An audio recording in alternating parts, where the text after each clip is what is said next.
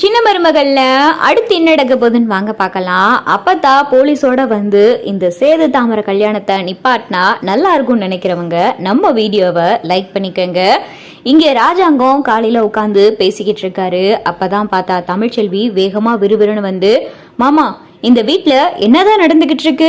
எல்லாரும் தாமரைக்கு நியாயவன் சொல்றீங்களே, எனக்கு மட்டும் அநீதி நடந்துகிட்டு இருக்கே, இது மட்டும் சரியா அப்படின்னு சொல்லிட்டு ராஜாங்கத்திட்ட கேட்கவும், அப்பதான் பார்த்தா ராஜாங்கம், மோகனா எடுத்து சொல்லி புரிய வைக்க வேண்டியதானே அப்படின்னு சொல்லிட்டு மோகனா கிட்ட சொல்லும் போது, அப்பதான் பார்த்தா தமிழ் சொல்றாங்க, மாமா எதா இருந்தாலும் என்கிட்ட பேசுங்க, ஏன் புரிசி சேது இந்த தாமரையை கெடுத்துட்டாரு அப்படின்னு சொல்லி இங்க இருக்கிறவங்க சொல்லலாம், ஆனா நான் நம்புறேன், நான் சொல்றேன் என் புரிசி சேதுபதி இங்க நிக்கிதே தாமரை இவளை கெடுத்திருக்க மாட்டாருன்னு நான் சொல்றேன். எனக்கு அவர் மேல நம்பிக்கை இருக்கு. அவர் வேணா அவரை நம்பாம இருக்கலாம், ஆனா எனக்கு அதுல நம்பிக்கை இருக்கு.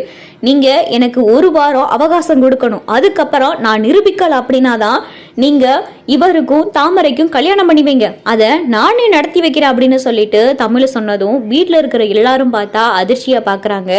அப்பதான் பார்த்தா சாவித்திரி, ஏய் என்ன இப்போ உனக்கு?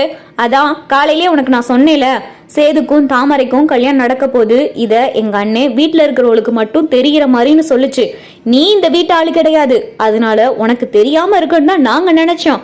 ஆனா இந்த நிக்கிறாளே மலர், அவ வந்து எல்லாத்தையும் வளர்றதுனால உனக்கு தெரிஞ்சு போச்சு. இப்போ உனக்கு தெரிஞ்சதுனாலையும் எங்களுக்கு ஒன்றும் பயம்லாம் கிடையாது. சேதுக்கும் தாமரைக்கும் எங்க அண்ணே சொன்ன மாதிரி இன்னும் ஒரு வாரத்துல கல்யாணம் நடக்கதான் போகுது. அதுக்கப்புறம் எங்க அண்ணே அதுக்கும் சொல்லியிருக்கு, ஊரறிய உலகறிய இந்த கல்யாணத்தை எப்படி தெரியப்படுத்தணுமோ அப்படி தெரியப்படுத்துவேன்னு எங்க அண்ணே எனக்கு அதுக்கு வாக்கும் கொடுத்துருக்கு. இப்போ உனக்கு என்னடி, எதுக்கு உனக்கு ஒரு வாரம் அவகாசம் கொடுக்கணும்? நீ என்ன இப்போ வந்து நிரூபிக்க போற அப்படின்னு சொல்லிட்டு இங்க சாவித்திரி கேட்கவோ, நான் தானே அவகாசம் கேட்டிருக்கேன், ஒரு வாரம் எனக்கு அவகாசம் வேணும் மாமா. நீங்க இப்ப ஒரு வாரம் எனக்கு அவகாசம் கொடுக்கலைன்னா எனக்கு இந்த வீட்டுல அநீதி நடக்குது அப்படின்னு சொல்லிட்டு நான் காவல் நிலையத்துல போய் புகார் கொடுப்பேன் அப்படின்னு சொல்லிட்டு தமிழ் சொன்னதும், இதை கேட்டதும் பார்த்தா சாவித்திரிக்கும் தாமரைக்கும் அதிர்ச்சி ஆயிடுது. என்னது புகார் கொடுக்க போறியா?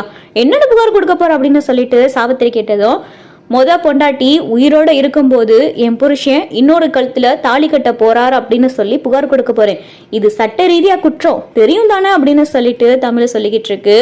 முதல் பொண்டாட்டி இறந்து போனாலோ, முதல் பொண்டாட்டிக்கு விவாகரத்து கொடுத்தாலோ, அவங்க 2 பேர்த்துக்கும் விவாகரத்து ஆனா மட்டும்தான் 2ஆம் தாரமா இன்னொரு பொண்ணு அவர் கல்யாணம் பண்ணிக்கிறணும். அப்படி எதுவுமே இல்லாம இன்னொரு பொண்ணு கழுத்துல அவர் தாலி கட்டுறது சட்டப்படி குற்றம். கொஞ்சமாவது சட்டம் தெரிஞ்சிருந்தா நீங்க இதை பத்தி யோசிச்சிருக்கலாமே அப்படின்னு சொல்லிட்டு தமிழ் சொன்னதும், என்னடி சட்ட கிட்ட அதுன்னு ரொம்ப திமிரா பேசிக்கிட்டு இருக்க அப்படின்னு சொல்லி சாவித்திரி சொன்னதும், நான் திமிராலாம் பேசல, உள்ளதை தான் சொல்றேன் மாமா.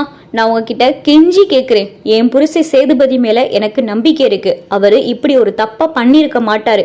எனக்கு நீங்க ஒரு வாரம் அவகாசம் கொடுங்க.